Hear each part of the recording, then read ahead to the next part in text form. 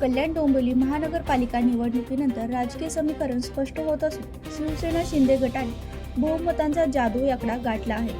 काँग्रेसच्या 2 नगरसेवकांनी शिवसेना शिंदे गटाला बाहेरून पाठिंबा दिल्यामुळे महापालिकेत शिवसेना शिंदे गटाचा एकूण आकडा 65 वर पोहोचला आहे.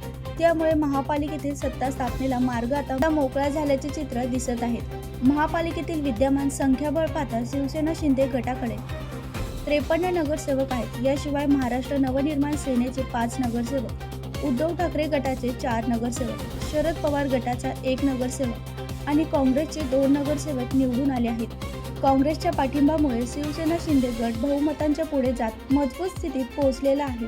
दरम्यान कल्याण डोंबिवली महानगरपालिकेत शिवसेना शिंदे गटाच्या गट नेतेपदी विश्वनाथ राणे यांची निवड करण्यात आली आहे. त्यांच्या निवडणुकीमुळे शिंदे गटातील नेतृत्व अधिक ठोस झाले असून आगामी काळात महापालिकेतील निर्णय प्रक्रिया वेग घेण्याची शक्यता वर्तवली जात आहे. याचबरोबर महाराष्ट्र नवनिर्माण सेनेच्या नवनिर्वाचित 5 नगरसेवकांनी स्वतंत्र गट स्थापन केला आहे. या गटाच्या गट नेतेपदी प्रल्हाद म्हात्रे यांची नियुक्ती करण्यात आली आहे. मनसेच्या या निर्णयामुळे महापालिकेतील राजकीय हालचालींना नवे वळण मिळाले असून पुढील काळात कोणती भूमिका घेतली जाते याकडे सर्वांचे लक्ष लागले आहे.